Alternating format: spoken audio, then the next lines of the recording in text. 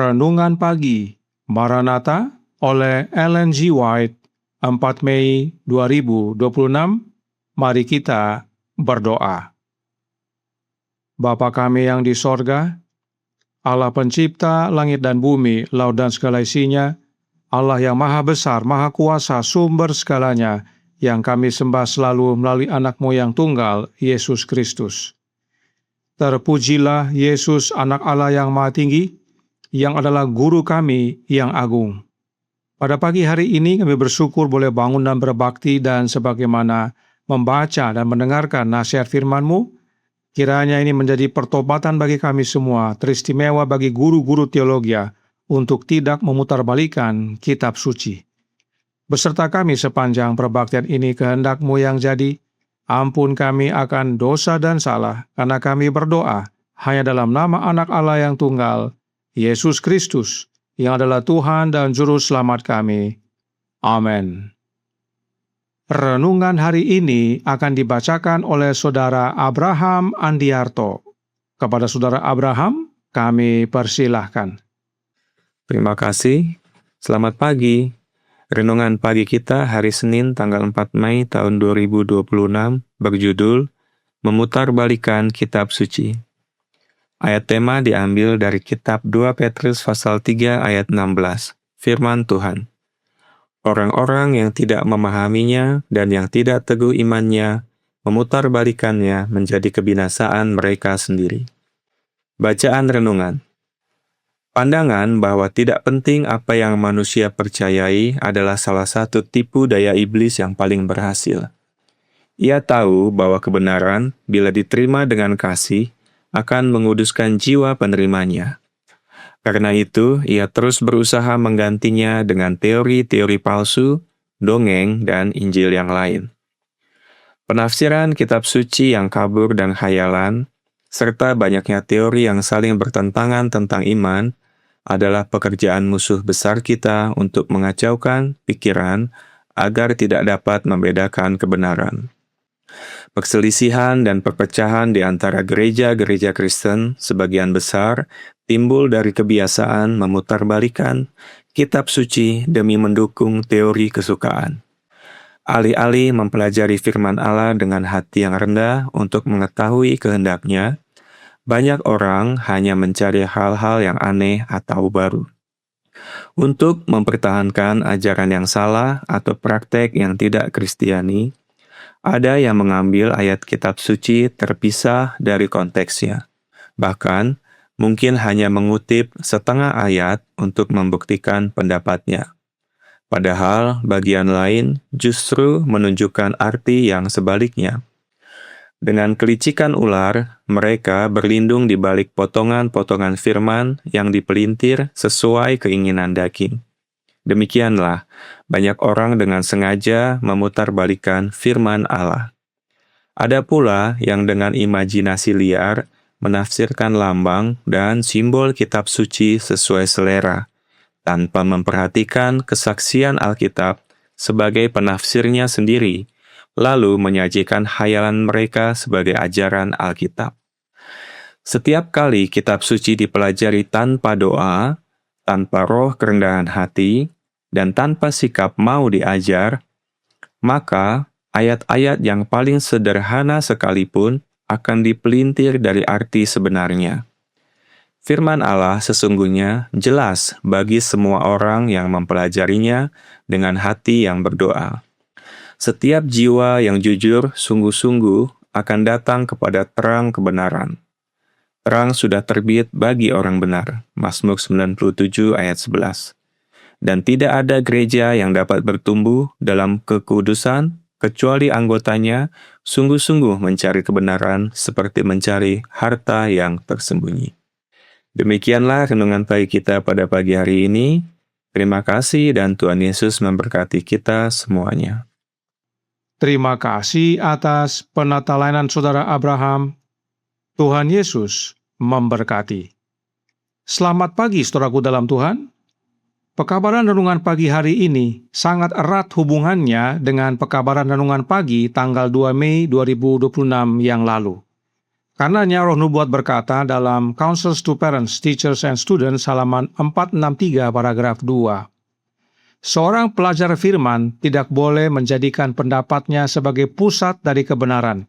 Ia tidak boleh mencari ayat-ayat Alkitab yang dapat ditafsirkannya untuk membuktikan teorinya, karena ini adalah memutarbalikkan Alkitab yang akan mendatangkan kehancuran bagi dirinya sendiri. Seorang pelajar Alkitab harus mengosongkan dirinya dari setiap prasangka, meletakkan ide-idenya sendiri di ambang pintu penyelidikan, dan dengan hati yang rendah hati dan tunduk, dengan diri yang tersembunyi di dalam Kristus, dengan doa yang sungguh-sungguh, ia harus mencari hikmat dari Allah. Penting sekali untuk mengosongkan diri dari setiap prasangka dan menyingkirkan ide-ide sendiri saat belajar Alkitab, agar perkataan firman Allah dapat masuk ke dalam hati dan pikiran kita sebagaimana Alkitab itu dibaca. Dalam tulisan lainnya dikatakan, Christ Object Lessons halaman 112 paragraf 3 yang berbunyi, apakah Anda bertanya, apa yang harus saya lakukan untuk diselamatkan? Anda harus meletakkan pendapat yang telah Anda bentuk sebelumnya, gagasan yang Anda warisi dan kembangkan di ambang pintu penyelidikan. Jika Anda menyelidiki kitab suci untuk membenarkan pendapat Anda sendiri, Anda tidak akan pernah mencapai kebenaran. Selidiki untuk mempelajari apa yang Tuhan firmankan. Jika keyakinan datang saat Anda menyelidiki, jika Anda melihat bahwa pendapat yang Anda hargai tidak selaras dengan kebenaran, jangan salah menafsirkan kebenaran untuk menyesuaikan dengan kepercayaan Anda sendiri, tetapi terimalah terang yang diberikan. Bukalah pikiran dan hati agar Anda dapat melihat hal-hal yang menakjubkan dari firman Allah. Inilah nasihat vital bagi kita semua. Dengan kata lain, kita harus mengosongkan pikiran kita dan siap menerima Allah berfirman melalui Alkitab. Maka kita akan melihat hal-hal yang menakjubkan dari firman Allah. Saudaraku dalam Tuhan, Roh Nubuat ingatkan dalam Fundamentals of Christian Education, halaman 307 paragraf 3. Alkitab adalah petunjuk yang dengannya kamu dapat mengetahui jalan menuju hidup kekal. Hendaknya kamu menginginkan di atas segalanya agar kamu dapat mengetahui kehendak dan jalan Tuhan. Janganlah kamu mencari ayat-ayat kitab suci dengan tujuan untuk menemukan ayat-ayat yang dapat kamu tafsirkan untuk membuktikan teori-teorimu. Karena firman Allah menyatakan bahwa hal ini adalah memutarbalikkan kitab suci yang akan mendatangkan kehancuran bagimu sendiri. Jadi, saudaraku dalam Tuhan, bentuk dari memutarbalikkan kitab suci adalah dengan menyalah tafsirkan ayat-ayat demi mendukung teori manusia. Salah satu ayat di dalam Alkitab yang sering disalah tafsirkan adalah Ulangan 6 ayat 4 yang berbunyi, dengarlah hai orang Israel, Tuhan itu Allah kita, Tuhan itu Esa. Esa artinya satu. Nah, banyak yang mengajarkan bahwa kata Esa tersebut artinya kesatuan majemuk, yaitu ada 3 pribadi yang berbeda tetapi satu Allah. Ingat, Roh Nubuat berkata, baca yang tertulis. Saat digoda setan, Yesus berkata, ada tertulis. Jadi, saat dikatakan Tuhan itu Esa, itu artinya Tuhan itu satu. Kata kesatuan tidak tertulis dalam ayat tersebut. Karenanya, jangan salah tafsirkan. Nah, sekarang, apa buktinya Tuhan dalam huruf besar tersebut satu? Kita buka Mazmur 83 ayat 19. Dikatakan, supaya mereka tahu bahwa Engkau sajalah yang bernama Tuhan, yang maha tinggi atas seluruh bumi. Perhatikan yang tertulis. Tuhan dalam huruf besar adalah nama, dan yang bernama Tuhan dalam huruf besar hanya satu. Sebab dikatakan Engkau saja, artinya sendiri, satu. Itu sebabnya Musa menuliskan dalam buku Ulangan bahwa Tuhan itu Esa, dan Tuhan yang Esa itu adalah Allah kita. Mengapa banyak guru-guru teologi mengajarkan bahwa kata Esa dalam Ulangan 6 ayat 4 adalah kesatuan atau bermakna kesatuan? Karena untuk mendukung teori mereka tentang Trinitas, yaitu ada satu Allah tetapi terdiri dari 3 pribadi yang berbeda. Namun Ulangan 6 ayat 4 sama sekali tidak berbicara tentang teori Trinitas. Sebagaimana yang tertulis, Tuhan itu satu. dan Musa sudah berkata sebelumnya dalam Ulangan 4 ayat 35. Engkau diberi melihatnya untuk mengetahui bahwa Tuhanlah Allah, tidak ada yang lain kecuali Dia. Dia artinya satu, sendiri. Dia itu kata ganti orang bentuk tunggal. Saudara bisa ikuti pelajaran berikut ini untuk melihat penjelasan mendalam tentang Ulangan 6 ayat 4.